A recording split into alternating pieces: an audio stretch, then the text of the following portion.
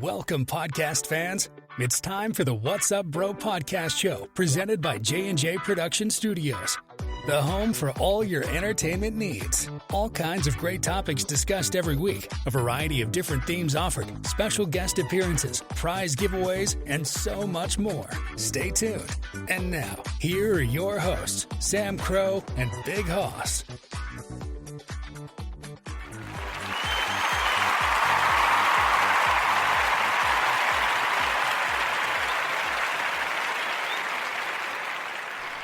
Hello and welcome. Happy Saturday, everybody. Welcome to the next exciting episode of the What's Up Bro podcast show.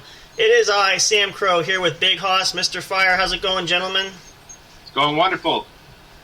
We are ready to have a great show tonight. We have a special show. Yeah, how's it going? There he is. Yeah, we're having some technical difficulties. We're kind of playing with this as we go, so you have to bear with us here. We are in for an exciting treat tonight for you guys. If you're a regular listener, you know why, and if you haven't or couldn't tell from the title of the episode, we have our good buddy Ramsey Veitch, Sensei Veitch from Impulse Martial Arts, back with us. How are you, Ramsey? Doing great, thank you. We're glad to have you back. It's been long overdue. We've been trying to get this going, so here we are again. We're going to do another exciting episode. We're jumping back into the martial arts world. We talked about a lot of different topics, a lot of different things over the last few episodes. Tonight's episode, though, and one area that we didn't focus on, if you, again, haven't told or couldn't tell from the title or the description, one of the major components, one of the big things that most people don't sometimes affiliate with, some do, some don't, but just like anything else, if you do martial arts training, if you play sports or any kind of outdoor activities, there's always the risk of potential injuries. Now, this is a very wide, broad topic, so we're going to try to cover as much information on that as possible, but we felt this was very important, because I know, and I shared this with Ramsey, we talked about this the other day. I get a lot of questions about this. Mostly people ask, are you afraid about getting injured, why train, etc., etc. So I figured what better way to kind of get some icebreakers out there and maybe ease some fear, especially if you're considering training on your own or doing something active. This might help maybe dispel some of your fears, or at least give you some good tips and some insights. So we're going to jump into all that great stuff. Just want to give a quick announcement before we start, though. If you guys missed the show last night, we did another episode, finally, of the Game Corner, where we played a game of 20 questions, myself, Mr. Fire, and Big Hoss. And just to give you a little insight of that one, we had a little competition going. The winner of the game last night would get to pick a challenge that the two losers would have to do. I ended up being the winner. So make sure you stay tuned. I haven't picked a challenge yet. We're going to announce it on social media. But I will pick something that Big Hoss and Mr. Fire will have to compete against themselves with. I get to sit back and watch. So you make sure you tune in for that. We might do an episode one night when we have that. We'll let you guys know. Also, too, just to let you guys know as well, if you're checking this out on YouTube, the link will be in the description in the video. Check out our link tree for the studio here. We have all accounts there, from social media accounts to all the streaming services where the podcast is available to listen at your convenience. Check that out. Also, if you're listening on YouTube and haven't subscribed yet, please hit that subscribe button. We'd love to have you join our community. And click the notification bell and give us a thumbs up if you like the videos and want to hear more from Ramsey. That will encourage us. We appreciate the support. Thank you guys so much. So with that being said, let's jump in here. So, how we're going to start with this, I figure this is the great question. We're going to throw this to Ramsey to answer this first, because this is a common question. I've heard this. I don't know if you've heard this, if you've had potential people that want to train ask this question, but I'm sure at some point in time you've heard this now and again.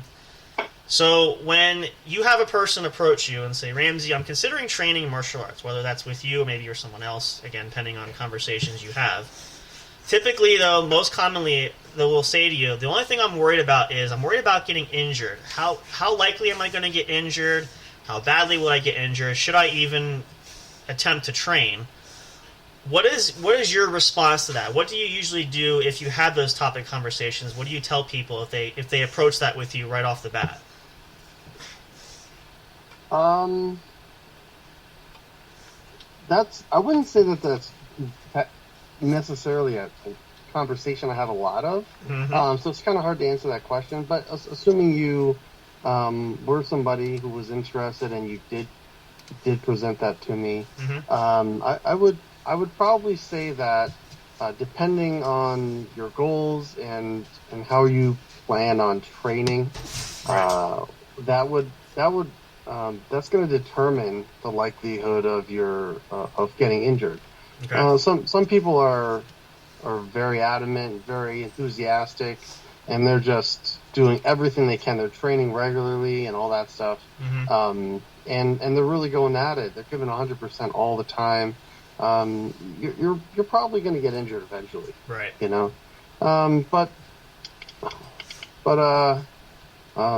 if you go into any kind of a physical activity like you had mentioned, and you just kind of go in there and with the goal of safety, which I try to present as much as possible. Right. At any age, you don't want to be limping around. Yeah. But yeah, if you go in with the idea of safety, then you're a lot less likely to get injured. It's a two-way street. Also, you're almost always working with a partner, Right. and it's up to both of you to be conscious and aware of anytime an injury is possible. So it could happen to anybody. It could be something as simple as you tweak in your back, you don't even know how.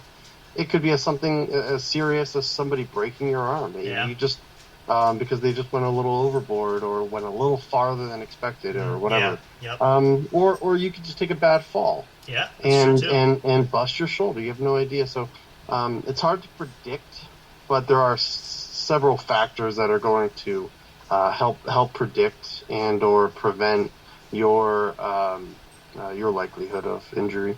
Okay. Yeah, I mean that's a fair point, and I think when you approach that, I think that state of mind is important, and a lot of places do offer that waiver, obviously, up front for your safety and anybody else. You have to kind of do that, but I think if you go into that with the concept of there's always that inherent risk. It's the same thing like if you were training in sports or anything like that. You know what you're getting involved in, so you know that if you want to commit to it, there's always that possibility of an injury to some degree.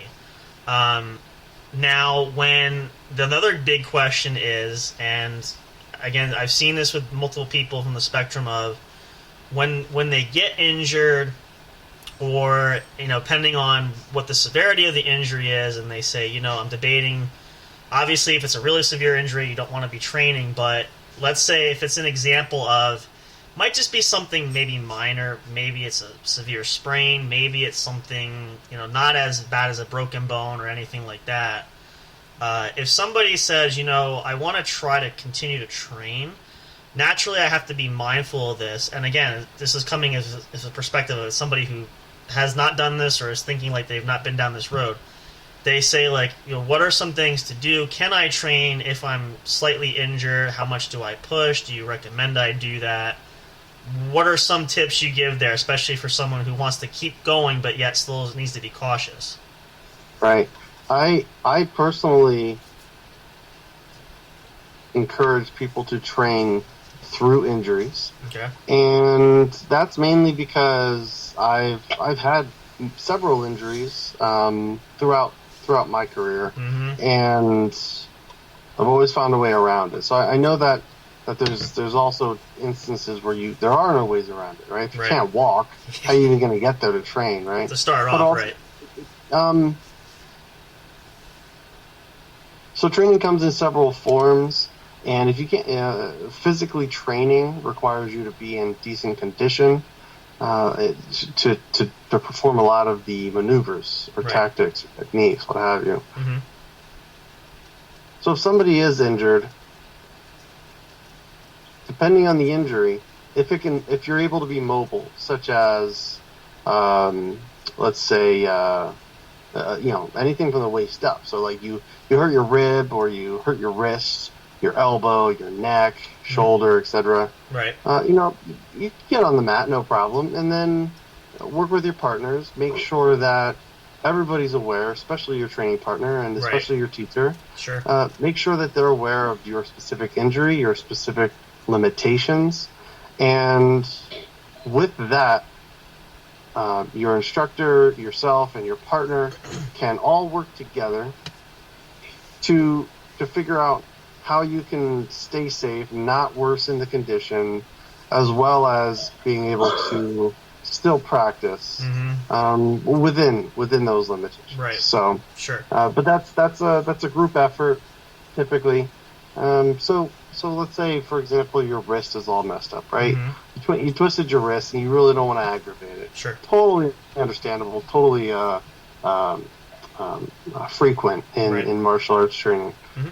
And then you just don't use that hand. Just literally tie it behind your back. Use your left arm the whole day. Okay. You know, hide sense. it as much as you can. Keep it in the sling, right?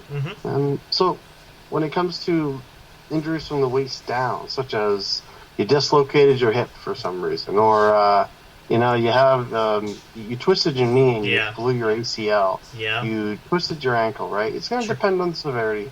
Can you walk and you get on the mat? If you twisted your ankle and you can hobble onto the mat, there's a plethora of things that I could have you do, or that I think a decent instructor can have you do. Sure. That will allow you to learn and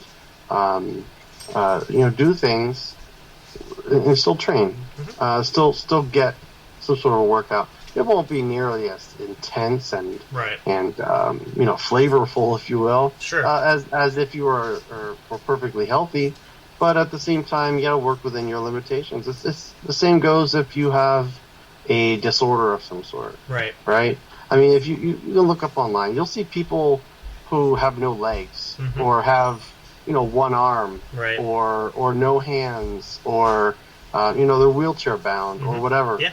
And they find a way to train. Sure. Granted, they're never going to be as good as an able-bodied person, but they're still doing things within their limitations because they can. Sure. And if you have the encouragement or the motivation to get in there and train, you'll find a way around all of these. I consider them minor obstacles. As long as you can do it in a safe manner.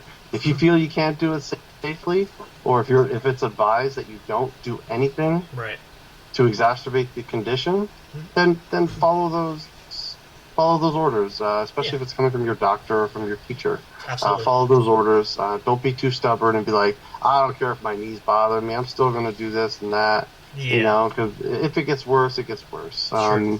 But do some homework and get some professional advice and try to work around it. Yeah. Try not to place weight where it's where it's going to aggravate anything. And take your time, slow everything down. Don't rush anything. You're going to have to play your game a lot slower. Very important. And be a lot more cautious than usual. Take 5 minutes here.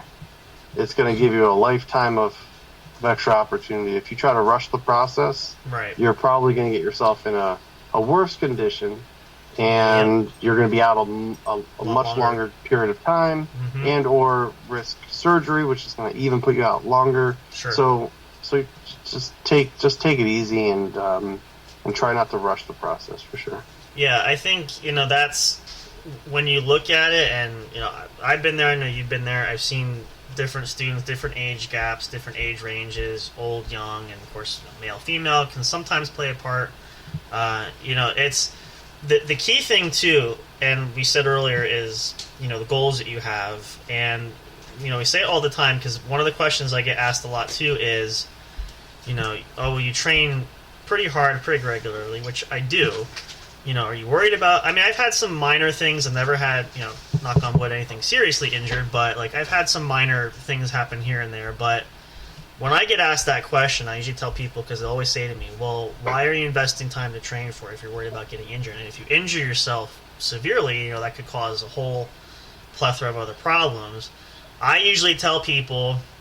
It's the same thing like anything else, and we talked a lot about this, especially during, I think, when we did the defensive tactics and talked more about the street type of things. I'd like to train to be prepared because in a given situation, no matter what that is, same thing we talk about when dealing with weapons, things like that, injuries are going to happen one way or the other, potentially, depending on what the situation is. And I usually tell people, I'd rather be prepared at least to know I have a fighting chance for myself as opposed to, it's like with insurance, be prepared. You don't want something to happen, but as opposed to saying being caught off guard, or it doesn't mean it's going to guarantee you anything, but at least it's at least an opportunity to handle oneself as much as physically possible. That's kind of the thought process going through. But again, everybody's different. So, but thinking about that, and when you fix it on those goals, and when you share that with people, and again, everybody probably tells you something different what they're working on. When you look at that, and when you express that and share that with people, and they kind of give you your thought and their feedback coming back, and you never want to push anybody either, because everybody's got their own persona and their thoughts and their feelings about certain things. How do you, maybe even in a group if there's more than one person, how do you encourage people more so to say, look, like you said, trying to train through it. If you come on there and maybe they're hesitant too, how do you at least try to, I guess for lack of a better term, pull that rope to kind of help be encouraging for them to really try to challenge themselves? I guess that's the question I'm posing there. Again, it's all, of course, it would all be situational, dynamic and unique towards everybody's, circumstances. Right. So, but generally, I let everybody know, injuries or pain, they kind of come along with the territory. Mm-hmm. I highly suggest to anybody who wants to get into any physical activity, whether that be, some sort of a sport, right, running, basketball, martial arts, especially boxing, kickboxing, yoga. Yep. It doesn't matter what you do. If you're going to do something physical, if you're going to go mow the lawn, you're risking injury. Literally, right? yeah. And what you have to tell yourself is, well, is this activity worth a potential injury? Right. Now you're probably not at high risk of injury. Oh, there we go. Pardon me, folks, but you did get cut off. I was trying to watch the time there. Let's take a pause there. I want to hear Ramsey's final thought there. We're going to come back. We'll pause here for just a moment. We're probably going to jump right back in. This is the unfortunate dealings of dealing with this type of setup, so we're going to probably make some adjustments there. So hope you guys are enjoying the show. There's still plenty more to come, so stick around. Don't go away. We'll be right back in just a moment. We're going to talk more with Ramsey. I want to hear all kinds of great stuff he has to share. Hope you guys will stick around for more. Enjoy these tracks. We'll be right back in just a moment. See you soon.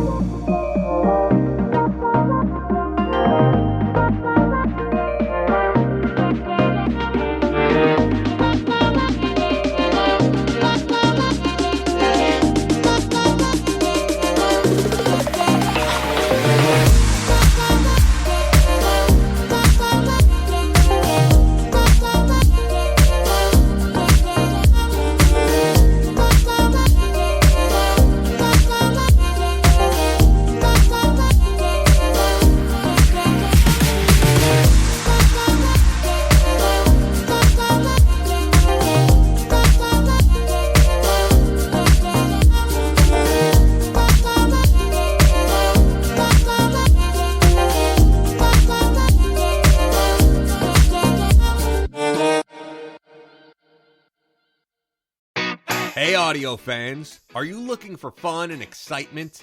Have you been searching for that special show? You know, the one complete package you want in a podcast? Then check out the What's Up Bro podcast show and experience what true entertainment is all about. Stay tuned and don't miss the action. Available on your favorite streaming services, including YouTube. Thank you for all your support. And as always, we'll see you at the show. We'll be right back to the show with more in just a moment. Please stay tuned. We'll be right back to the show with more in just a moment. Please stay tuned. We'll be right back to the show with more in just a moment. Please stay tuned. We'll be right back to the show with more in just a moment. Please stay tuned.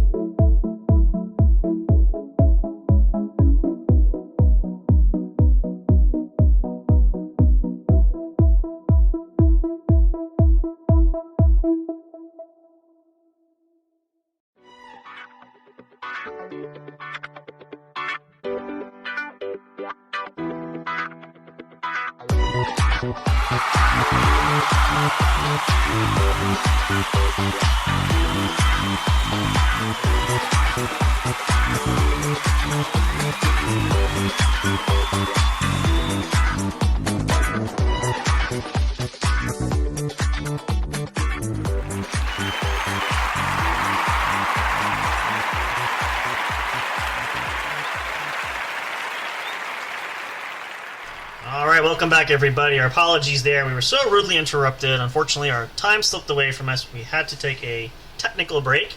We're back, though. Everybody's here. We did get interrupted, but I believe Ramsey was sharing about, we were asked the question of encouraging people who might be injured, how they're injured, how do you reinforce that in a positive way to allow folks to continue to do that. And I think here's kind of a side note to that question. Maybe if this is kind of part of the challenge, would you say it's fair enough to say that it's part of the person's, not dedication, determination of whether they train or not, is if they're going to, again, depending on the injury is not serious, if they're going to commit to really push through the minor pain? Is that, for you, part of like the learning process? Do you see that as a way to grow in a way? Yeah, so again, with everybody's like unique situations, there's people that are like myself, for example, but also there's plenty of people out there that are definitely afraid of injury because they think it'll take them out of work. Yeah. They think it'll take them longer to heal, and this and that and the other thing. Mm-hmm. And that's totally understandable. I understand where they're coming from. We're all not all of us are 20 anymore, right? Yeah. So we don't heal fast, and we're not like superhuman and invincible. But the one of the things that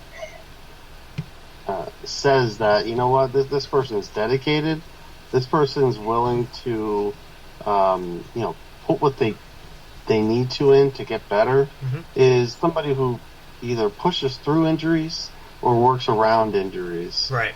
Because some people will use injuries as an excuse to stop to stop training. Yep. And that the only thing that does is to show you that they don't really want to be there anyway. Sure. So it's just their kind of way to get out. They're trying to find a way to leave or an excuse to why. They take the easy way out. Yep. And don't get me wrong, it's a pretty good excuse. But it also depends on how severe the injury is. Within reason, right? Yep. And all that, but maybe they'll come back after, maybe they won't. Sure. So when I encourage you, like I was talking about before, with you can get injuries anywhere doing anything, right? But we still opt to do all of those things. Mm-hmm. So naturally, if you're going to do an activity of any sort, you're going to risk injury doing it. Yep. You might as well do a martial art or some sort of a sport and have fun with it. You know what I mean? Like, you're walking to your bathroom one day and you trip and fall and hit your, break your arm on the sink or something. Yeah. Right? Now that's not a fun story. No. Right? A fun story is like, I was wrestling this big dude and he broke my arm by accident. It sucked, but man, it's a good fight. You got something out of it, yeah. But anyway, so encouraging people, right, is something you can do. I know we had this discussion of the difference between like motivation, encouragement, and enthusiasm and all that stuff. But when you're encouraging people, you just say, "Hey, look, don't worry about this. It's fine. We can work around it. Yep. There's always something to do." Even if your injury is severe, let's say you totally break your ankle and you need pins and needles and everything, and you have to get totally refixed, right? Yep. It doesn't mean you can't, hobble in with your crutches, sit down and watch class for an hour and say, hey, look, you know what, I'm here to learn, whatever. I'm not going to suggest you get on that mat. Right? Nobody, liability purposes, nobody's going to say, hey, come on the mat. There's things I can show you to do. Sure. We're not going to do that, right, as business owners, but we're going to encourage you to at least come in, just watch class, If you don't want to watch class, if you don't want to make the trip and do all that, still pretty understandable if your injury is severe. Watch videos at home, study at home, do your martial arts at home. Right. Yep. Just there's always ways to work around an injury. Yep. Do not use an injury as an excuse to stop training altogether. There's many ways to train that have nothing to do with physical, with your physical well-being. So, do your mental training, and do some other kinds of visual training, audible training, whatever you're gonna do. Yep. And then just get it in somehow. And then when you're ready to do physical training, come on back. Let's take it easy. Yep. Let's ease into it. Take about a couple weeks or a month, depending on what the injury is, and let's get back into it. And then after that, boom, you're good to go, and you can go 100% again. Sure. But just taking that much time, and so, again, some people are worried about coming in and doing it, and it's just like, look, just come. I know some of the hardest ones to work around are ankle injuries, right? Ankle and foot injuries. I've had toe injuries. I've had twisted ankles. I've had a sprained wrist. I had a sprained wrist for 2 years from a wrist twist technique back when I was newer. I had an elbow overextension. I had neck, disc herniations in my neck, so forth and so on. I've had back spasms, a whole bunch of stuff. nothing compared to so many other people who've had drastic injuries. Yeah. But I've had my share of things. I had knee scopes and torn meniscus in both my knees from when I used to start running. Right. Again, running could be really bad for you. Yeah. So I've had my tennis elbow and golfer's elbow, rotator cuff, or not rotator cuff, bicep tendon issues, strains and stuff. Right. But the thing is, what I do is instead of saying, oh, I can't do my martial arts now, this is no good. Mm-hmm. Instead I say, okay, I can't do this in martial arts now, but what can I do? Different approach. Yep. Right. So I never, and this just goes on with life in general. Mm-hmm. Try not to ask what you can't do. Try to figure out what you can do. Right. Yep. Because that's what's important. Not all of us can just go out and buy a Ferrari. But what can I buy? Exactly. Right? Yep. And be proud of that. Be proud that you can go out. I can't get a Ferrari, but I can go out and get a Buick. Sure. And be proud of that and do what you can do. Mm-hmm. Don't worry about what you can't do, because that's irrelevant. Yeah. No, I think that, and that's a downfall for a lot of people. And, this is a good lesson for anybody listening too, not just, martial arts setting, but, Ramsey said too, we talk about this life settings where, don't let some of these stumbling blocks be a reason or excuse to quit. I've seen, through the years I've done training martial arts and even playing sports, I've been on sports teams, a lot of guys like just getting frustrated or slight injuries, like, yep, that's it, I'm done. You're just kind of looking for a way out. That's really going to give you more of a negative effect in life than anything else. And for me personally, now everybody else might feel the same too, but that's from what I've observed and what I share with people too, because and that, and you don't want to be classified as a quitter. Well, that's exactly the point. That's exactly the label you get. And when you start that in one area, that transcends to other things. It could be school, it could be homework, it could be maybe a job you don't like, and you're really just kind of barely hanging in there, and you say, you know what, I don't really care. I've seen people like, I know a couple of, I don't care if I get fired, I just don't give a damn anymore. But that's that negative attitude, and not only for you, but it brings everybody else down around you too. Like that was right, yeah. That's a huge big thing that people don't think about, is what you do doesn't always just affect you. It's gonna have that ripple effect. Like especially with, say, not maybe necessarily a longer tenured student, but somebody who's been coming a bit and maybe works with somebody who's brand new, and they start to kind of, share those negative or those bad feelings there, and then somebody who's newer can say, oh, well, this is not the insight I was looking for, hoping for, and now I'm kind of questioning myself. Like it has that negative domino effect that could potentially be harmful for a lot of reasons. Now, another way to look at this, I thought about, this is an interesting question too. I've heard this a few times, not too much, but so if people would say to you, like Ramsey, like we do a bunch of different arts there at Impulse there, if everyone ever said to you, well, again, this is perspective, but if they're trying to find a shorter way of saying, well, I'm worried about doing this art because it's too rough, so maybe I can supplement, or I can do this other art because it seems like it's less physical or less intense, like it's kind of like sort of they're sort of circumventing themselves around that. Now, I mean, again, in some cases maybe it could be beneficial and maybe it's not a bad thing, but for somebody who's just trying to, I'm not sure if the term is, not still looking for a way out there, but they're just kind of like, I'm just doing this just because it's the lesser of two evils, where this art is softer and it's lesser of a chance for me to get hurt, whereas this art I could get seriously injured if I put into that. If you had a feedback like that, how do you interpret or say that to somebody, or at least to help them with that thought process, whether you have or not, but how would you approach that sort of mentality if somebody would just think out loud to you with that? So I would first ask, what are your intentions? What are your goals? Sure. And then figure that out, because if they'd rather do another martial art that is less intense or to them less low risk injury kind of, yep. Yeah, then I would say, as long as doing that art is going to still help you maintain your, or help you get to your goal, then yeah, do that. But I would also still encourage them, look, no matter what art you do, obviously, like we've mentioned before, we're risking injury.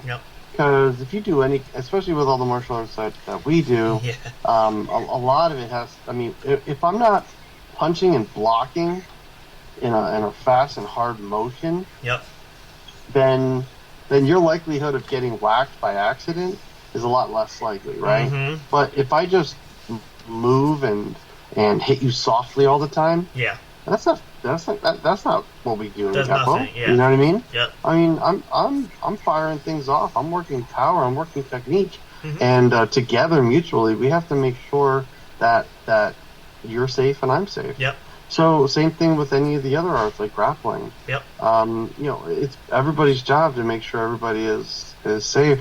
I was with my instructor this morning, and I had taken somebody's back, and I asked him, hey, look, I don't know the rules to competition, and I want to talk a little more about competition a little bit, but I don't know the rules about competition for BJJ.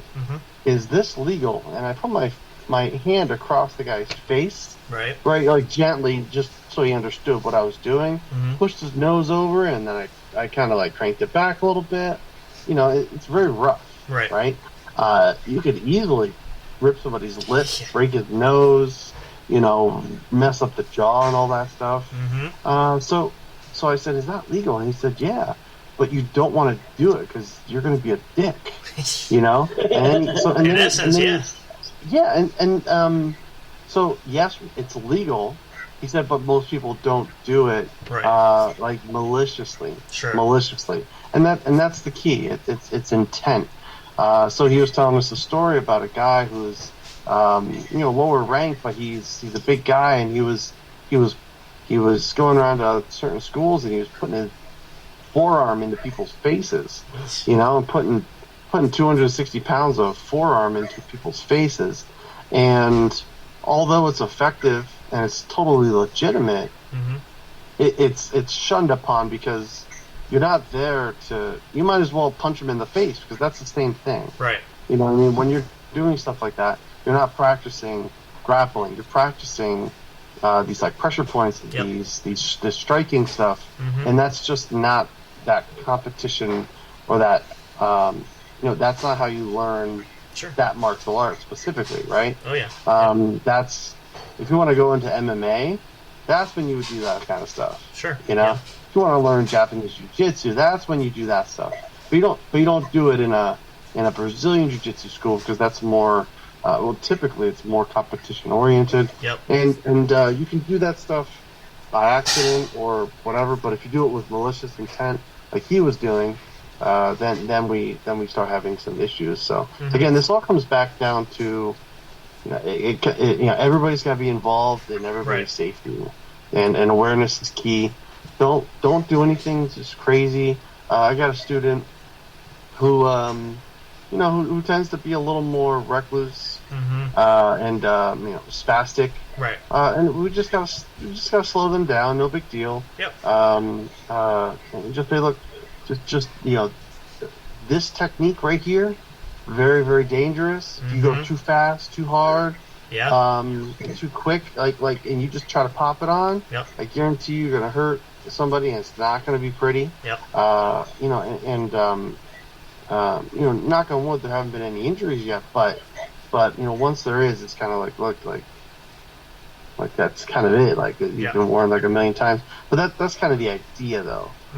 So we just need to make sure that I'm safe, you're safe, and all that. So regarding competition, like I was going to mention, there's a reason. I mean, I'm 40 years old, and there's a reason I don't compete. Well, two reasons. One is I don't want to get hurt.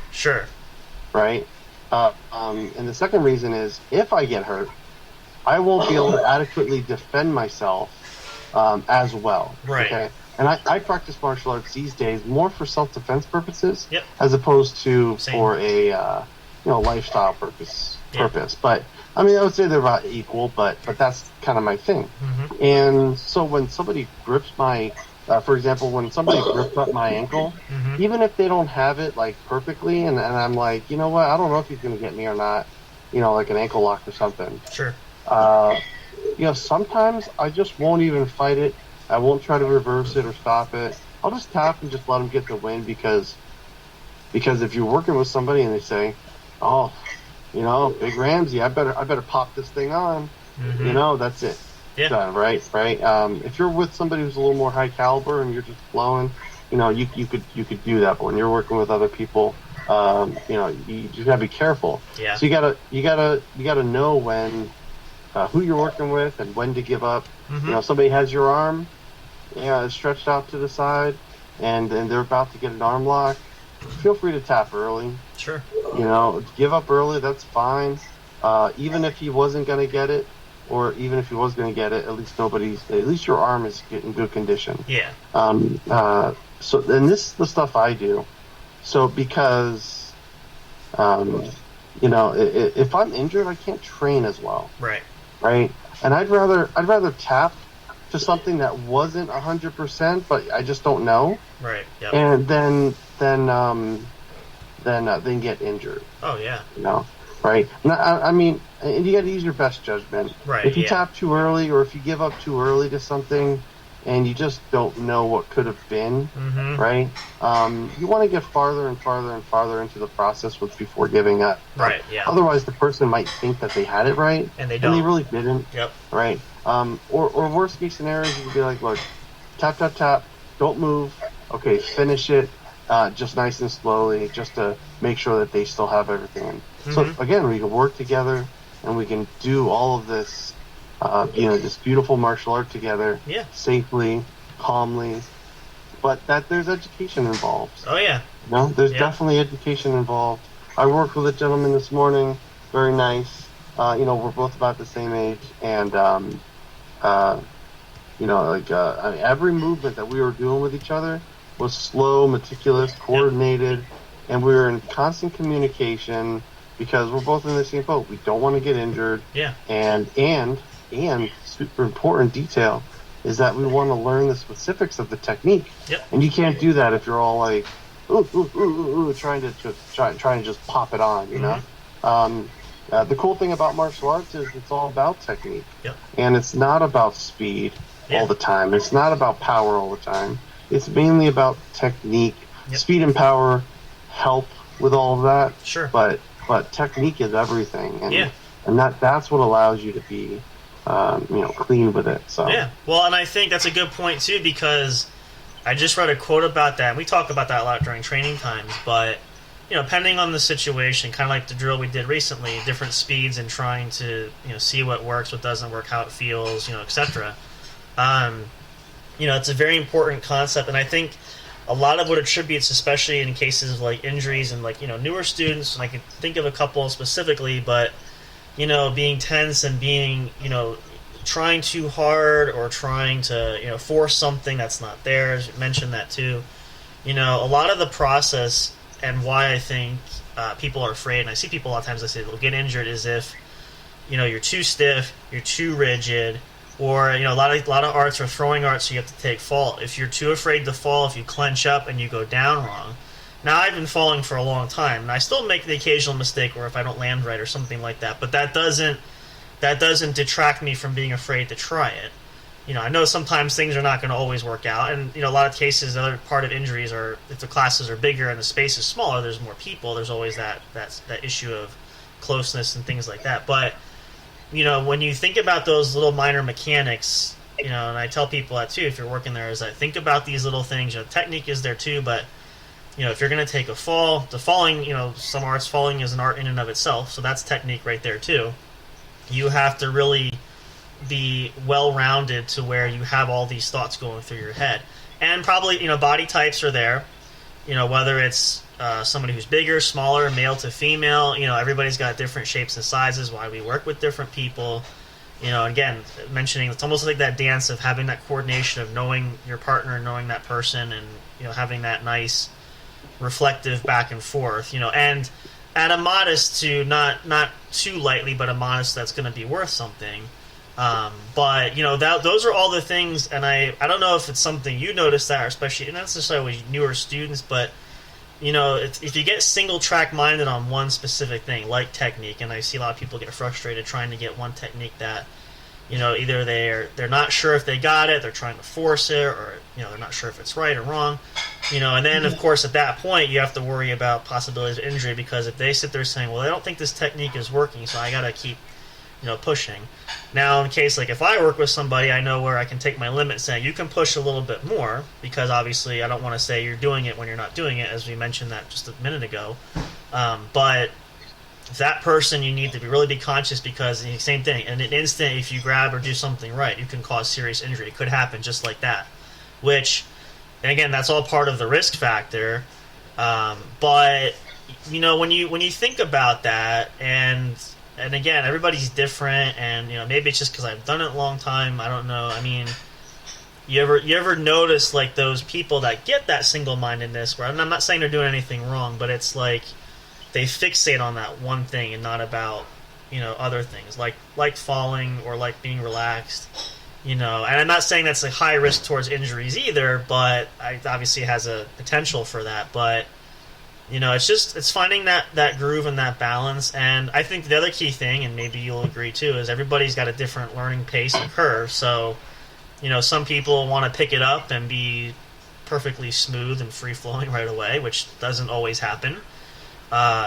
Some people, and I've had people say to me on the side, I'm kind of getting frustrated because I've been doing it now for just a few months, and I don't feel like I'm progressing, which usually I will always say to somebody, it's not going to happen. Rome's not built in a day. It's not going to happen. And maybe for you, this is a little more of a challenge, so you kind of have to work a bit more, but, don't be discouraged by that. So, when you look at those kind of things, and again, obviously you've seen a lot more students than I have. I've seen quite a few over the years, but when you see those kind of different personalities, and you see like the blending there and the mixture of that, and even just trying to work it in a group there, what are some things like you do with different individuals, different people that have those difficulties, those mechanics are different, those approaches are different, maybe people that you practice with that you can tell the difference? Like, how do you, I guess, not categorize it, but like, what are some approaches that you use when you work with somebody kind of like that, or similar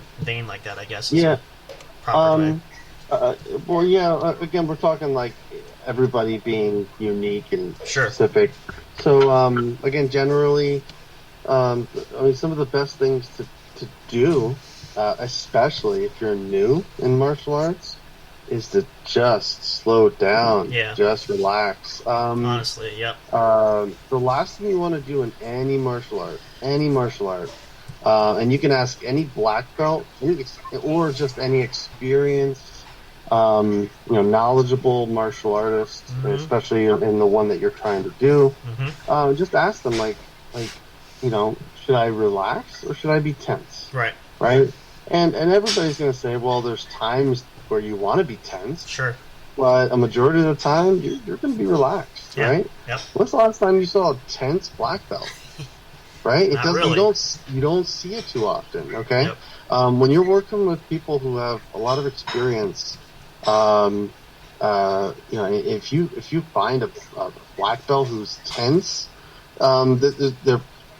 there's probably something off about that, right. But also just keep in mind, what you think is tense as a lower ranking or a newer person, less experienced person, might just be good technique. Yeah, that's true.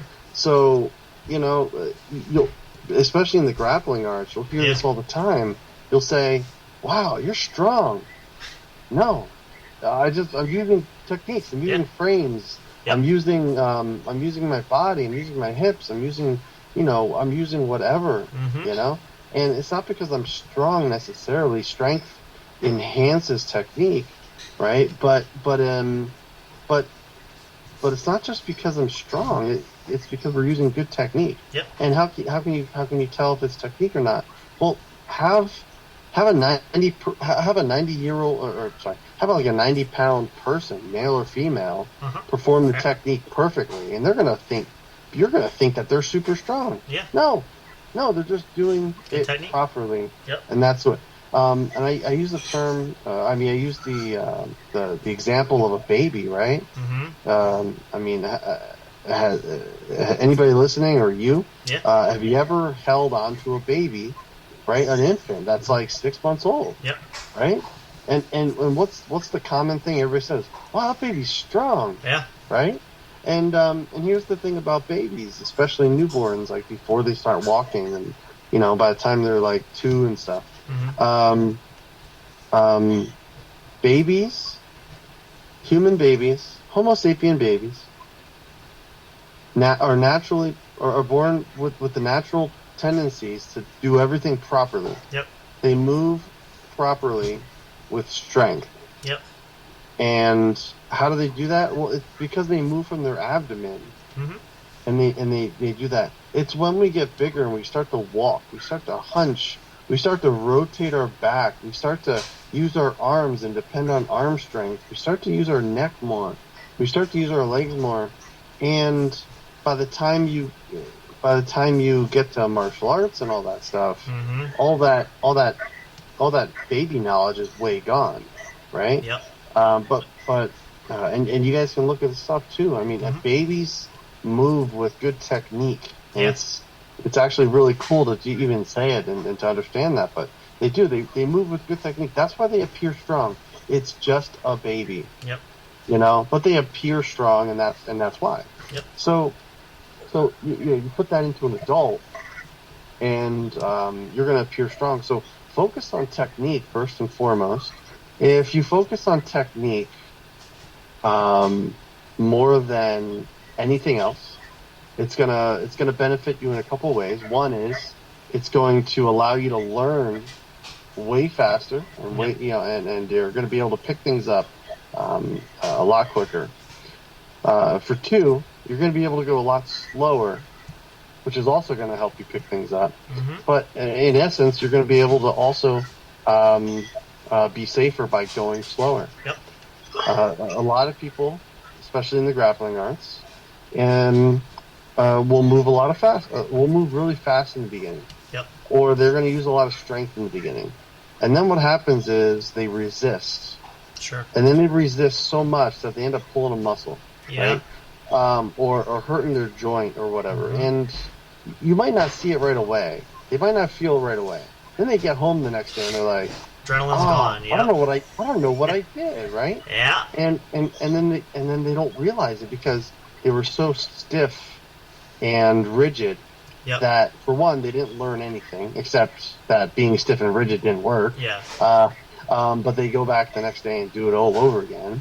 But they're young, so they get back to it the same way the next day. And then aside from that, they risk injury just by doing this. So relax, focus on technique. If it's not working and it feels difficult to do, your technique's probably off. Yeah. So that's where you need to ask somebody who can help you, such as your instructor, or a high level practitioner, and say, hey, look, I feel like I'm putting a lot of extra energy into this, and I don't feel like I should be. Right. Can you help me? Yep. Right? Maybe you should be, maybe you're not, but that's for them to help you with. Yeah. And again, this is all revolving around safety. Yeah. So not only does it benefit you by learning better, but it's a huge safety thing. Yep. The only time I think people should go 100% balls to the wall, just going crazy, is if you need to win. Sure. All right? Yeah. There's only 2 instances where you need to win. You're in a competition where you have to win for whatever reason, okay? All right? Don't go to a competition if you don't want to win. Sure. Right? Naturally. I don't care for winning. I don't have a big competitive personality. So if I go to a competition, the only reason I might win, but the only reason I don't think I will win is because I don't have the mentality of I'm going to win. I'm going to take this guy out, right? Right. And do anything I need to in order to do that, right? So competition and self-defense, okay, survival. Right. Those are the 2 instances where I would say, put everything you got in there. If you're not willing to put everything you got in there, don't get into those situations, Sure. right? And then try to be as safe as possible whilst doing so. Mm-hmm. Yeah. So going 100% any other time is completely unnecessary. Yep. And I don't suggest anybody do it. Even while you're free rolling in, like, again, BJJ class, Yeah. or you're doing, Randorian judo or whatever. Yep. Just don't go 100%, because if you injure yourself, right, then you're going to limit your training time. Yep. Or you're going to limit your partner's training time. Either way. And then you're not going to be able to train. Yeah. It could be demotivating, discouraging, and again, like I said, with the self-defense mentality, if you're injured, it's going to be a lot harder to defend yourself. You might go home that night and have to defend yourself. Yeah. Right? But now you have to do it with a ripped shoulder. Changes the whole game plan. You can do it, I'm sure, but much more difficult. Man, it's not going to be easy. Yeah. Not with a new limitation. You went in with a busted rib. Yep. Okay, now you're at a disadvantage automatically. Yep. So be careful and accept. Hey, look, if I get injured, it's going to be harder for self-defense. Bottom line. I'm not paranoid. I'm not paranoid to the point where it's like, okay, well, I don't want to get injured because I'm afraid I'm going to get my ass kicked. Right. But it's a real possibility. And if you're worried about self-defense in any aspects, you should be also worried about safety so that you can defend yourself. Yep. And be as healthy as possible for any situation. So. Yep. No, that's all important stuff. That's good things there. Definitely some positive things to think about, which we're going to share a little bit more. We're about to run out of time here for you guys, so we'll pause shortly here while we reset. Because I do have another important question I want to ask. I was thinking about this as Ramsey was sharing that, so I'm going to skip out. All right, sounds good. We'll see you again soon then, Big Hoss. Say goodnight to everybody quickly. Good night, everybody. All righty. Yeah, I got to go too, because I do have work in the morning. Sounds good, yep. Well, we'll be back for more for Ramsey. But thanks, guys. We'll see you guys next time. All right. Y'all have a good one. You too, thanks. And you guys listening, stay tuned for more. We're going to come back, so don't go away. We'll take a short pause here. We got a little bit more. We're going to talk with Ramsey a bit yet. Some good questions. I have none. I'm going to pause out there, which there goes our camera right now, so perfect timing. Let's take a break here. We'll pause again. We're going to do another round here yet for you guys, a little bit longer tonight there. I know the guys have to go, so everybody's on different schedules, but we'll hang out here because we want to let Ramsey share a bit more. So hope you guys are enjoying this. Make sure you check out ImpulseMartialArts.com. If you're in the local area and want to come out and try a class, please do so. We'll share some links. We'll share some things up there on social media.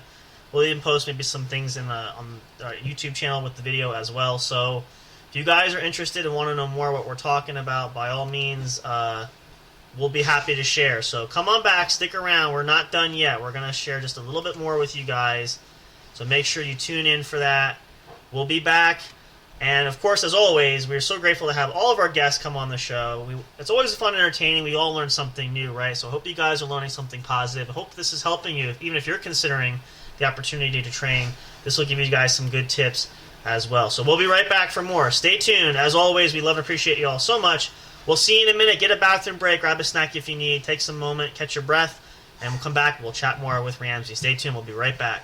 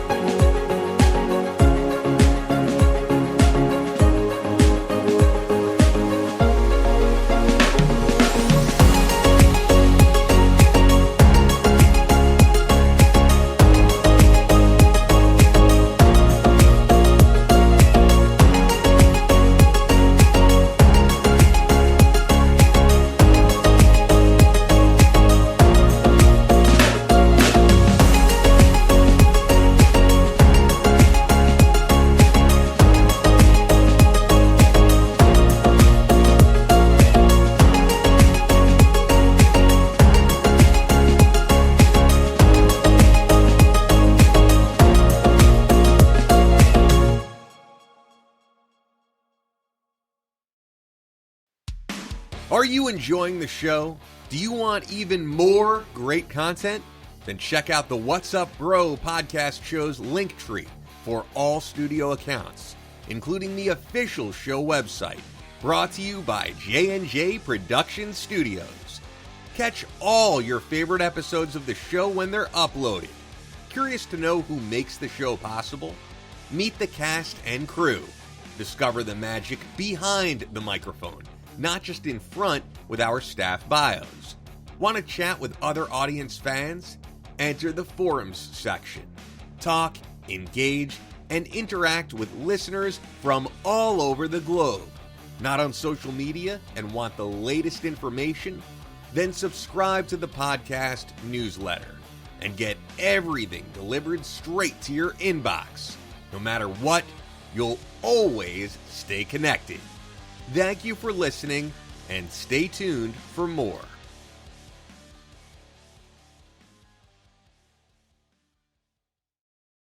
We'll be right back to the show with more in just a moment. Please stay tuned.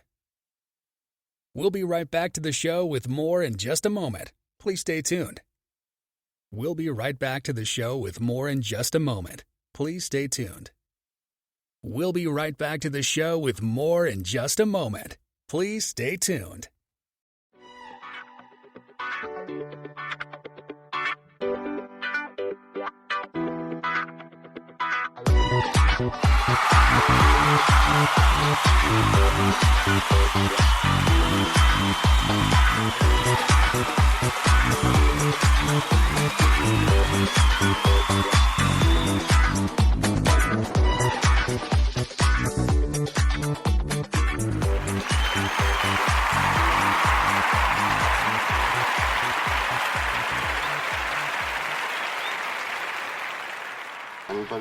Hey guys, how's it going? We're back. Thank you so much for hanging out there. If you're just tuning into the show, welcome. We're so glad you're here.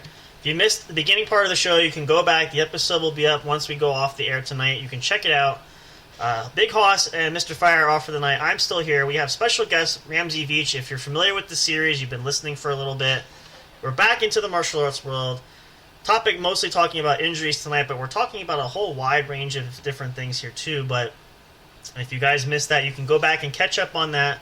We're going to go forward a little bit here yet. We got a little extra special extender for you guys tonight. So before we went to break, though, and I think I may have mentioned this. I think I did actually say this. I had another question. I wanted to pose this because we talked about this and covering, obviously, a array of different things here. But so, and this is not necessarily injury related, but I guess more the question of, and this is more personal because obviously for those of you who can't see us, which I know a lot of you can't because we are not visually on the airway for you to see, but there's a bit of a size difference between Ramsey and myself. So my question coming back, especially since Ramsey is a taller person, now naturally, in my case I find I usually work with people who are generally taller than me because I seldom find folks that are my height or shorter. There are some.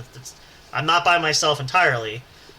So the question, though, and I'm curious, especially from somebody like you who is obviously several inches taller than me, when you work with different body types, obviously we work together on occasion, but when you work with people of different size, shape, and obviously, and from years of just doing what you've done and the experiences getting there, you can kind of feel the energies and what's given and what's not given and just the uniqueness of physical type, which I'm sure can also help to determine whether or not, there could be potential for injury, especially if it's somebody who maybe is not used to a certain movement or certain technique that's happening, or they move a different way or something along those lines. But what is is there anything that's interesting that you personally take note of when you work with somebody who's maybe equal size, or like I said, in your case, mostly shorter because most people are not quite that tall? Do you find anything interesting? And it could be male or female too. There's different body types, but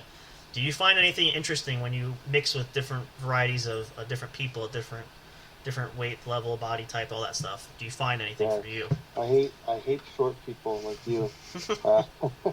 I'm trying to grow, but I can't seem to. Nothing's working. So yeah,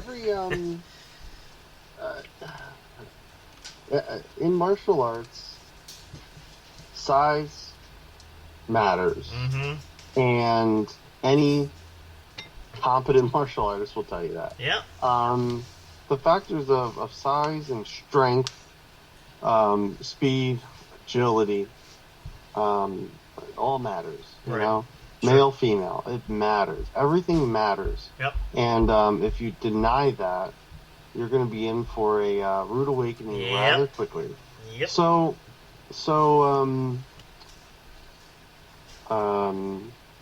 what's important is, like I kind of touched on before, is you got to figure out what works for you. Mm-hmm. Okay. Not only just for you personally, like based on interests and what seems to be more effective, Right. but what works best on average Sure. for your body habitus. Yeah. And for people who don't know what a body habitus is, it's a general medical term for like your general size, size and shape, structure. Yep. So, I'm 6'3", 225 pounds, and I can handle myself. I can move, pretty good. I have some decreased range of motion, stuff like that. Right. Some aches and pains, but more or less just totally, pretty healthy. And being a taller person of that weight class, I have to change up my game for shorter people, right? Mm-hmm. And it doesn't matter if the shorter person is bigger, like heavier or lighter, for certain games, but it does for others. Yep. Just like if somebody is taller than me, right? Mm-hmm. I'm going to approach it with a different mindset, with different game. Yeah. And everybody's got to do this. So if you're really, really good at, I don't know, a shoulder throw, right? Mm-hmm. Then great, you're good at shoulder throws. But chances are you're probably good at shoulder throws on specific types of people. Yep. So general rules, and this all works into injuries, because if you don't follow these general rules, you're going to risk potential injury. Yeah. And I'll share with you my my story in a second about training in Japan. So the general rules are: if somebody is shorter than you, do not try to lift them off the ground. Right. Everything's got an exception. My exception is going to be, well, if they are light enough for you to physically get off the ground, do not try to lift them off the ground. Don't try to elevate them. Do not try to uproot them. Right? Instead, go for the legs. Go for sweeps. Go for trips. Go for maneuvers that don't require you to have to pull them up, lift them up. Yeah. And there's two reasons that are important. And one reason is, if you try to do that, then you try to lift them up or uproot them, that's a lot of extra energy expended.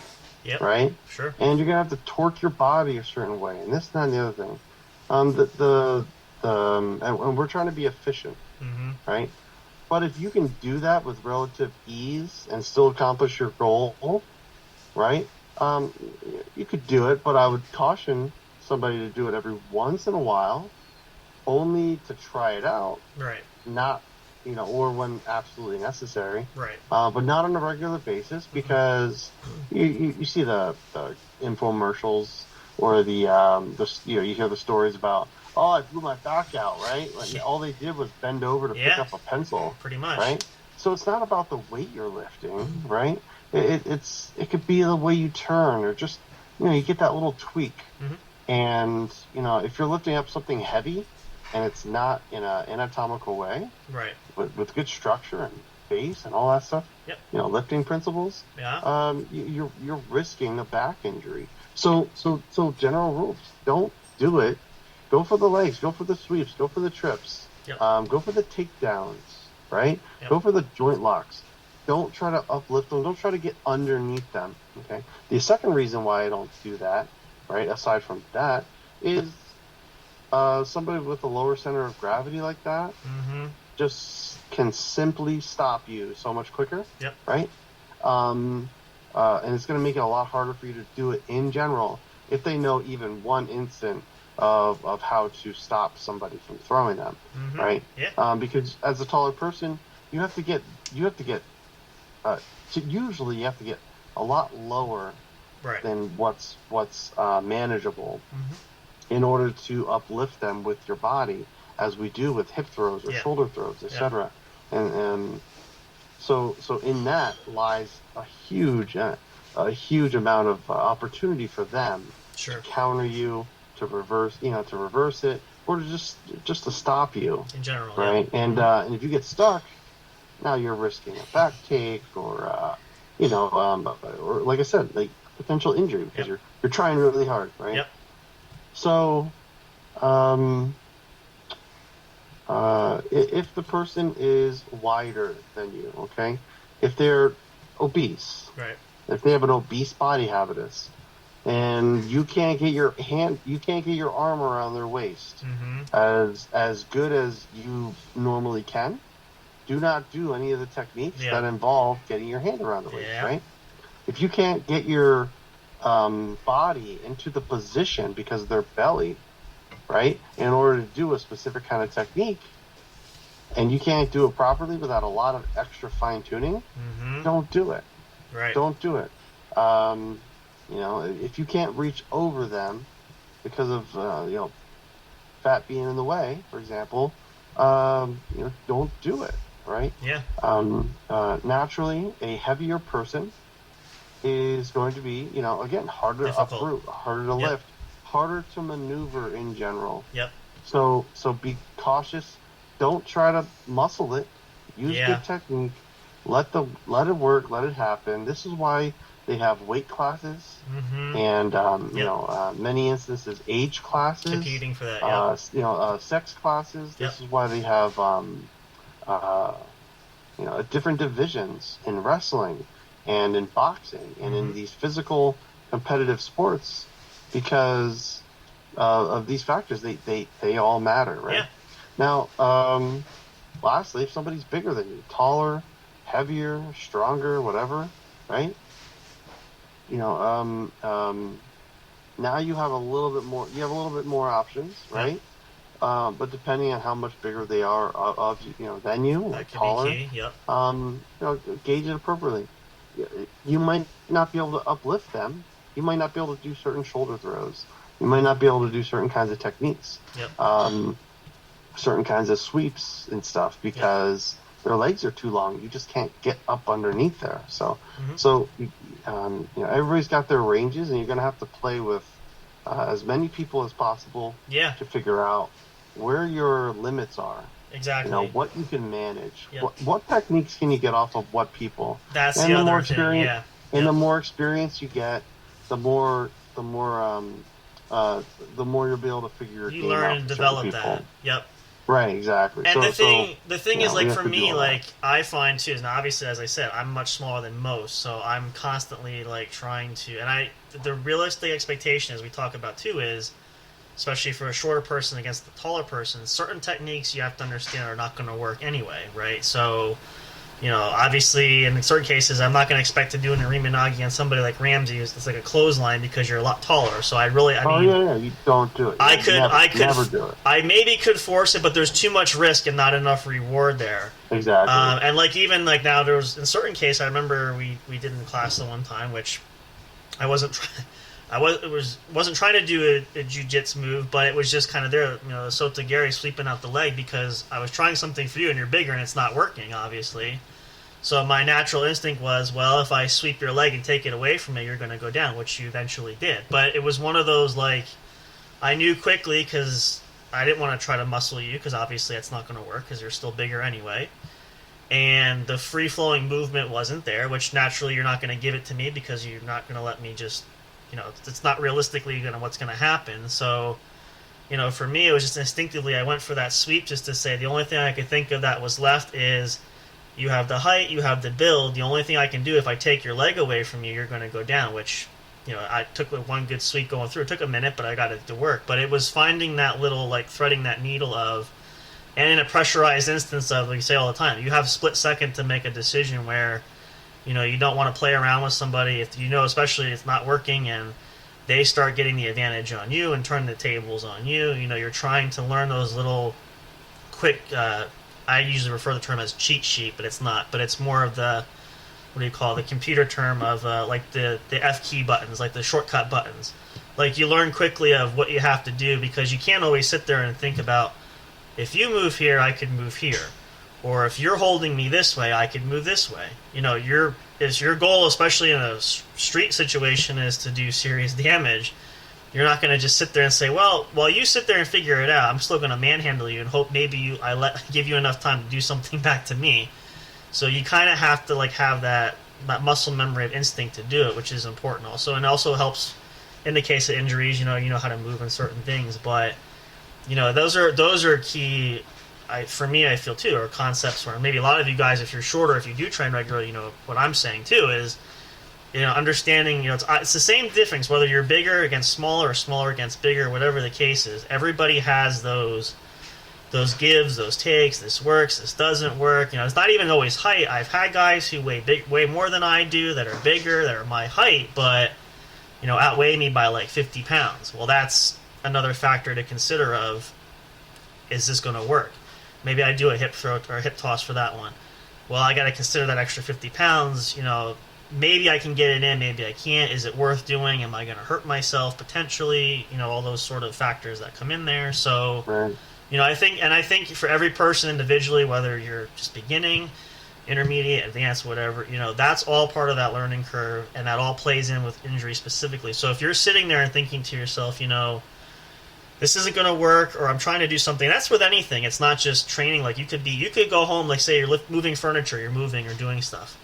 You lift something. Well, what is the old rule? Is you lift with your legs, not with your back, because you're going to cause damage with all that weight. You can move something heavier, but you got to act appropriately, and you have to make sure that you're putting yourself in a good position where you don't throw your back out or you break something. And I tell myself all the time, I don't have to think about it. Lift with your legs. I've lifted things 50, 60, 70 pounds and, heavy. So I'm like, okay, if I feel my back go, I'm like, oh, I'm doing it wrong. I'm obviously using my back and it's starting to hurt, so I shouldn't be doing that. But, those little learning curves, which I think apply everywhere. So it doesn't really matter. It's whatever your concepts are, it's what works there. So don't let that be a discourager too. Like, and I was thinking about why I made that point is, if you're trying to do technique, we say how much people want to refine and do it. You're trying something that's not working, and I've seen people get frustrated by this. And Ramsey says this all the time, so you hear all the time. It doesn't mean the technique itself is wrong. It's just it's not applicable for the situation. It's just not relevant. Right. So it doesn't mean that you're wrong, and people take it that way. You shouldn't. You just have to have that concept. Like I said just moments ago, if I'm working with Ramsey and he's bigger, I already know automatically, and just because I've trained for a while, there's certain things I'm not going to be able to do. It's just not realistic that's going to happen. I could put it through my mind that I could pick Ramsey up and throw him all different. It's not realistic, right? I mean, obviously size and height and weight advantage is all on your side there, so I have to find other ways to do it. So I think that's a thing where, and then again, injury-wise, that plays a factor that if you know ahead of time that you have somebody who's bigger or maybe somebody who's super rigid. We did that recently, training of how it feels like to try someone who's really just tense and not moving, and you have to be careful how much you force it, not force it. Like all those things kind of play into that role there, and we don't think about it. A lot of people don't sometimes. So I think those are little things that people tend to ignore. Again, they focus more on, they want to do a technique or do this right and do that right.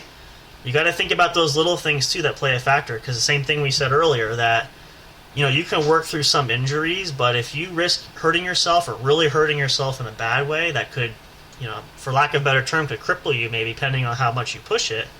I've seen guys break high falls that fall wrong. They broke the clavicle up there.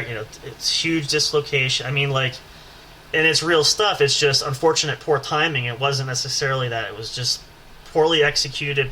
All these things just went wrong right from the beginning. It wasn't that they were irresponsible or were dumb about it. It was just again, slow it down. They were trying to go too fast, too quick.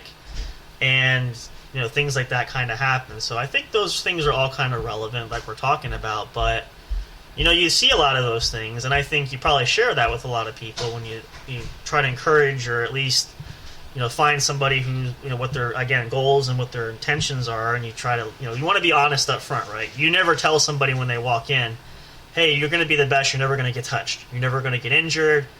It's just not going to be. It's not going to happen, right? That's right. Totally not realistic. And I feel like some places they might do that. Not saying anything specifically because I've not ventured to too many places, but if you're just doing it to sell to somebody, like you don't want to just be the businessman where you're selling it just to get somebody to come in. You have to have that honest up front, like, listen, this is, we train safely, but there's always accidents happen, and there's all these type of things that could go wrong, might go wrong, so understand. And anything else, no matter what you do, you sign that saying, I understand there's a risk, and if you're committed and want to do it, then you do it. And kind of like you shared that, I still think about that frog story from the other night, because that's the perfect example of the commitment where you're still determined even if you don't accomplish your goal. In this case, you shared about the frog trying to get a meal, which he didn't. He failed miserably, but still his intention was he took that launching pad and said, I'm going for it, and I didn't get it, but I dove all in. You don't go halfway. You can't go halfway or else you get hurt too. So there's all those things that play into it. So a lot of these things, again, that people just they seem like it's insignificant, it's not relevant, right? So, and if you ever, and I don't know if you had someone say it to you, but if you ever say, like, or if someone says, I'm just focusing on this, I'm not focusing on anything else, or they're one-track minded with, for whatever reason the goal is, or if you ever notice somebody who's maybe, and again, I don't use the term wrong, but like they're the mechanics of certain things, or they're too tense, or not tense enough, maybe is not the right word, but what do you find, like, when you have someone who might be single-minded on one thing, who says to you, you know what, Ramsey, all that other stuff is great, like you're trying to help me understand the full concept, but I don't see that as important, like those little things like mechanics for that. I don't see the value of it. Maybe even in a kids class. I know the kids classes happen too, like I don't know if that's ever a thing too, but what do you say to someone like that who might be single-minded and say, I'm only focusing here and I'm not thinking about the broader picture of what am I doing, or if I'm affecting somebody else, like, and I'm not saying if you ever had those personal, but if you had that, like, what would you say to somebody, or even try to help them understand that way of thinking and why they're only fixating in one direction? I mean, that would be a pretty outrageous thing to say. You would think, right? Yeah. Yeah. Hey, professor, coach, I don't really care what you say. I want to do this. Like, I don't know. It just doesn't seem logical. But like, just get out of my dojo. It can't happen, though. I mean, yeah. But yeah, anything can happen. But yeah, without people saying that, I like to reiterate that. Again, why are you here? If you're here to get good at martial arts or technique or whatever, then please just listen to me, do what I asked you to do, and you're going to get better, and you're going to, if you want to do your own thing, it's only going to hold you back. Right. And if you want to do your own thing, don't blame me for not getting good. And especially do not blame me or anybody else other than yourself for not getting good at a pace that you're comfortable with. So if you if you don't want to listen to the instructor and you want to do your own thing, it may or may not work out for you. So just again, my advice to everybody: work on technique, focus on technique. We can all be fast, we can all be powerful, we can all use our weight advantage, right? I'm only 225 pounds, I'm 6'3". There's advantages and disadvantages to being my body habitus, okay? And I'm not going to go through all of those, but my thing is, where am I most vulnerable? What are Right. my weaknesses? You know your limitations, Right? or you think And about we all that. have, Yep. yeah, we all have weaknesses, Mhm. right? And one of my weaknesses, for example, is it's easier for, especially a smaller person, to get underneath me. Right. All right. So I have to acknowledge that. So Yep. what do? I don't let people underneath me like a squirrel running around your foot. You know, don't let them do that, and you're going to save yourself a lot of hassle. Right. It doesn't matter how fast I am, right? A Mhm. lot of smaller people are going to be a lot faster than me. Oh yeah. And there's plenty of clips and articles of over 40s crowd, over 50s Mhm. crowd, talking about, you know what? I'm a black belt, and this 20-year-old, this 20-year-old dude, he didn't submit me, but he made me like work for it, Yeah. and I'm a black belt with 10 years of experience, and I'm pretty damn good, and it's true. Yeah. Um, Still. well, the problem is you've been a black belt from 40 to 50, and you're not 20 years old. Yeah.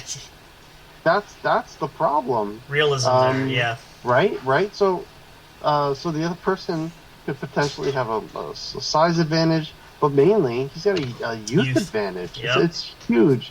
The Gracies kind of have this like system, and where they're saying, look, if for every 10 years younger somebody is, Mhm. right, give them an extra rank. Yeah. Okay. So let's say somebody's 20 years younger than you, right? I'm 40, they're 20, Right. right? If they're a white belt, give them a purple belt in Brazilian Jiu-Jitsu, because that's where they are just from a youth perspective, Yeah. right? Potentially, this is all potential, right? Right. Sure. We don't know how athletic they are, but just assume that, Right. Off right? the cuff. Yep. If they have and I think they said for every 20 pounds of weight, give them another rank. Yeah. All right. So if theoretically, if you have somebody who's 20 years younger than you, right? Let's say I'm a black belt, right? And I'm going up against a white belt, and they're 20 years younger than me, and they have 40 pounds on me. Give them a black belt, because that's how much work I'm gonna have to put into this. Just for that, yeah. I gotta deal with some big ass wrestler, who's 20 years old, has no fear, Yeah. and they kind of know what they're doing. You might as well give them a black belt equivalent, and now your game's gonna be a little different. They may not necessarily be as easy to handle as another kind of white belt. So a lot of these things have to be taken into consideration. Yep. Again, this is why there are different divisions. Yeah. in a lot of sports. Yep. In general, and judo's no competition, or no different. So I was gonna say my story. I was in Japan recently. Yeah, I want to share and that. I was training at a judo school. Naturally, I'm bigger than everybody there, and Naturally. not necessarily bigger like wide, but I was taller than everybody, Sure. right? And there was a guy who was almost as tall as I was that I worked with a majority of the time, but their whole thing is judo. And I was working with some of the shorter guys, and I was like, and even him, and I was like, I can't get underneath him. I can't do throws. Yep. I can't do certain things. And I was like, why can't I do this? And I was having trouble, right? Sure. And then I sat out there in the one round, and I was like, I know why, because I'm stuck in my head of trying to do all these cool things that I know how to do, and I'm not doing what I preach to people all the time, and that is, don't do something that is not relevant to the situation. Yep. Right. So trying to lift all of these guys up who are 5-6 inches shorter than me, right? Trying to lift them up, trying to do techniques that require me to pull them forward, just wasn't relevant. Right. So I started going for the leg. I started getting a single leg. I started, I started doing more sacrifice throws. I did a side sacrifice throw. I did a Yep. Sumigaishi a couple times where you fall underneath them and kick them up in the air. And, Yep. and I was much more successful. I went to the back. I got to their backside and I was able to perform technique. Vulnerable spot. That was what I needed to do because I was struggling in the beginning because I had this, I had this mindset of I'm going to play the game, and I played the game wrong, not listening to my own, But not all of us have coaches in the corner. Well, that's at a tournament, you know what I mean? Sure. Tournaments they have coaches in the corner. I didn't have a coach. I had to coach myself. On your own, that's why I took my 3-minute intermission and I coached myself and I got through it and it helped me more. Yeah. And I was able to be more goal. successful, a little less frustrated. So, again, you have to just think about how to stay safe. And I wasn't, and because trying to flip them over my back wasn't relevant, that that also means it wasn't safe. Right. So I didn't do that, and my risk of injury went down. Sure. By not having done stupid things. Not like even that. attempting. If I can't do a hip throw properly, don't try. Then don't even try. Yeah. Don't even try. Now they have different mindset. They were trying to do things on me that just were not relevant, and because maybe they were like that smaller or whatever, and I shut them down really quick just because, and that's just for my size advantage. Yeah. It wasn't because they're not good. It's just because it's literally just because I'm taller. You have that advantage, or a little bit heavier. Yep. And I know, I'm familiar with how to shutting move down techniques yep. and reversing techniques. So with all that, yeah, it was hard. They were getting into bad odds are positions, not good. but, Yep. But they were going for it. They were trying to get certain throws, and I would have loved for one of them to be absolutely successful and just throw me over their shoulder. Just to really kind of see what it felt like. With a go really with good it. shoulder throw. Yeah. Like without me just giving it to them. Like, I would have loved for one of them to just shut me down just and take do that. you. That would have been so awesome. And I was hoping somebody would do that to me, but they didn't. But that's okay. It was a really good learning experience. And everything, and so yeah, fun stuff. It's great when you can learn that thing, and again, it's all part of that journey, and it's all part of goals and accomplishments, and again, and this is just again, anybody listening here, and a lot of you, maybe you have experience, maybe you don't, maybe you're considering doing that. These are just some ideas and things really to help you really get a good mindset if you are contemplating training. If maybe you had trained, maybe you stopped for whatever reason, and kind of going back, all these sort of things. And again, it's not just training in general. These can be life goals that can apply for different things. Even if you just want to play like sports too, even that's the same kind of commitment ideal there. Like this is just kind of stuff where, from like we always share too. You hear us say it all the time: personal experiences and things that. We try to make relevant for everybody because we're just average people like anybody else. We're not anything super special. These are just personal, just things that we deal with. And a lot of people have the same kind of thing. So we just try to help everybody get in that kind of that frame of mindset there. So hopefully this is stuff that helps you guys there. Of course, you can always learn more there, which I know we're going to hit a breaking point here. So what we're going to do is we're going to pause this for a second. I want to come back because I want to have Ramsey just share. If you want to share anything relevant that's coming up, anything offered, what's coming up at the dojo, anything that you would like to, I always call it the advertise moment of take the mic and run with it if you would like, or anything you want to share importance. Of course, as I said too during the one break, you guys can always check impulsemartialarts.com. All kinds of neat things you can find out there. And of course, if you're always local or if you're willing to even come out and travel, which is, hey, that's up to you. If you want to do it, by all means, you can come check it out.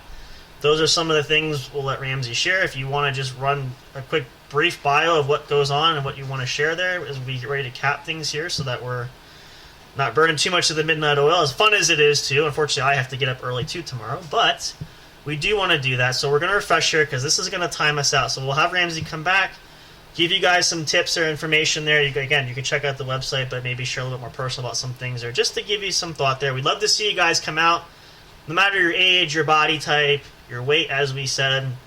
If you're curious, if you're interested, you want to learn more, come on out there. So let's refresh this. We're going to pause here. I'm actually not going to play a track here. I'm just going to I think we'll run the ad here just for a second. It won't take long to get him back in here, so we'll do that.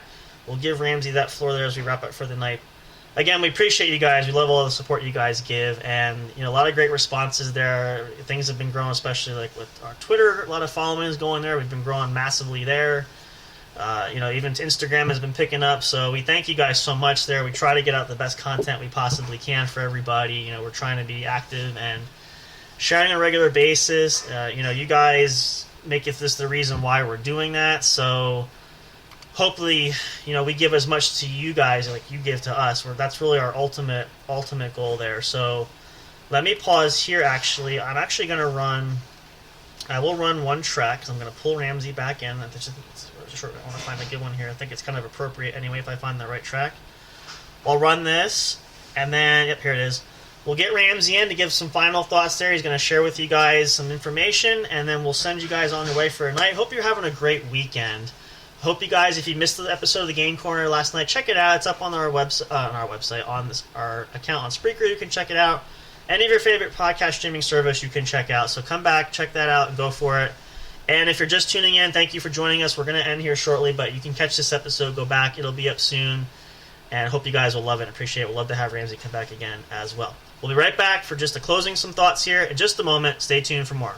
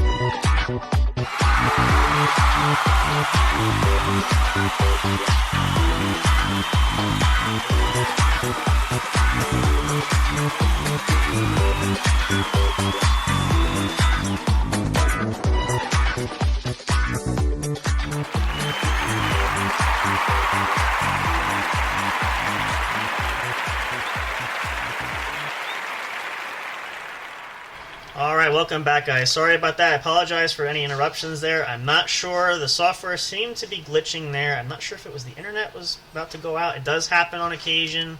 We got it straightened out. I think we're all good here. It took a while, and Zoom was acting weird. So, fortunately, if it did black out, it was still playing. So maybe it's still recorded. But if there's any lull moment of any kind of silence there, I apologize for that. I didn't want to mess with it too much because I figured it would reset itself, which it did.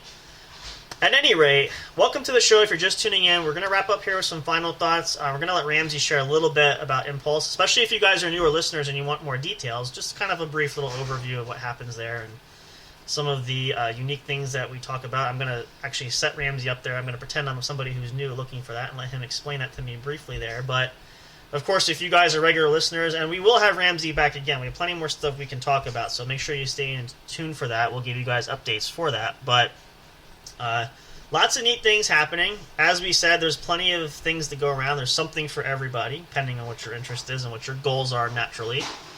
So if I was to come in and say, okay, I'm a person, I walk into the dojo, and, this is kind of hard because I've been there, but if I was looking for something, say, Ramsey, what do you have? What does your school offer? Tell me about Impulse. What could you, if you gave me just an overview, what kind of things can I learn? What can I expect? What do you offer here? You have any, and of course, any promotions if you want to share, you can for those that are interested, especially if you're local and coming out too, but tell me about Impulse, just in a nutshell, just to give me an idea and why I should consider training here. I guess we'll put it that way. Right. Great. Thanks. At Impulse here, we have several different kinds of martial arts for you to try, and so if you don't like all of them, you can just do one. You can also do all of them. They all work, in tandem with each other. They all supplement each other. We do everything from Brazilian Jiu-Jitsu to traditional Japanese Jiu-Jitsu and Judo. Yep. We do Kempo Karate. We do weapons training. We do Aikido.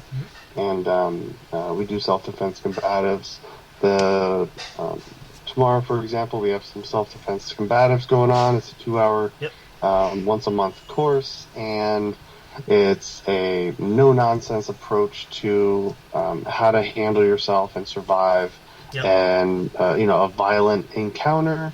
And this is all really good information that you should learn if you're at all worried or just want to become more educated and how to handle these situations. Interesting. And not just from a perspective of, I'll just pull out my knife or I'll just pull out my gun, right? It's not about that. Trust me. I'll just use my mace, and it's I guarantee you, it's not that easy. It's not that simple. So, the rhetoric of I'll just shoot the guy. It's just absolutely absurd these days. Yep. And you could just do that, but there's an infinite way of ways you can be attacked. And honestly, many times you'll be attacked by more than one person, and we have to be aware of this. So we focus on some really high probability, and high frequency attacks that will kind of get you going, and you're gonna learn real quick that oh crap, yes, I wasn't ready for this. Like I thought, because you don't know what it's gonna be. So, you never know, so we cover stuff like that, and we kind of cut out a lot of that lower level stuff where we're playing the game and learning technique and doing stuff like that. You're gonna get all that too, but it's a little more simplistic, and we teach you how to survive, and it's a totally different mindset. Most important. And if you carry a gun or a knife, you're going to want to take a course like this, because again, it's not you can't just go to the range, shoot a target 10 feet away and say, I know how to use a gun. All right. So just little things like that to keep in mind. Okay. All right. And if you think that's enough for you, that's fine too. All the best to you. Hopefully nothing ever happens, and it works out. No big deal. Aside from that, last one I wanted to say we have a sword class, a samurai sword class. Yep. And so again, a lot of opportunity, a lot of variety, and they all work together. So what you do in one class will transpose into the next class, and what you learn in that class is you can use into another class. It all works together. So no matter what you take, you'll be able to use the information, use the principles and fundamentals that you learn for that. Yep. So no major events coming up, but stay tuned, and we'll fill you in on that. Yes, For sure. Visit impulsemartialarts.com. Always updates there. You can check. There's the events page there, schedules there. If you also can check multiple classes like the arts like Ramsey shared too. It gives a schedule for dates and times during the regular week, regular training times, what works for you guys. But definitely come on out and try it. Again, if you're local enough and want to do it, it's definitely worth the trip. Even if it's something just to try it. I mean, again, a lot of times everybody's looking for something, right? And you don't know what you're going to find, and this might be what you're looking for. So I highly advise you come out. You will meet Ramsey, you meet myself if you're there pending times. I'm usually there a lot of times. So, we definitely welcome anybody to come. And don't be afraid, whether your age, your gender, anything like that.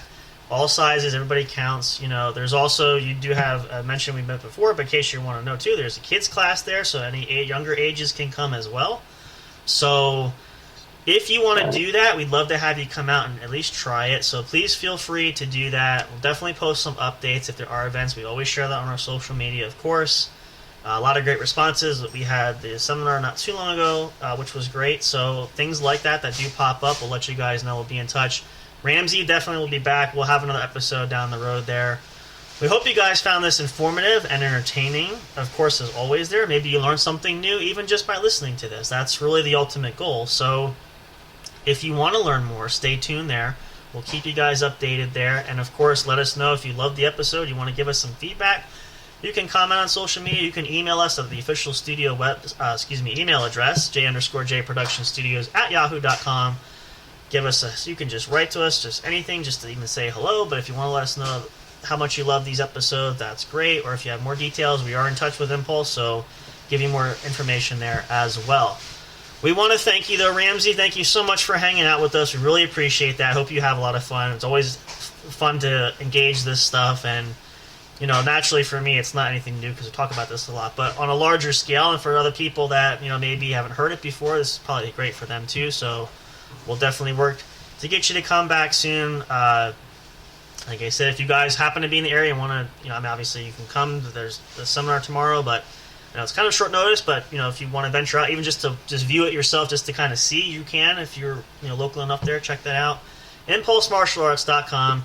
Ramsey, Veitch, there, Sensei. Thank you very much. Let me get my sound effects here. We'll give you a round of applause.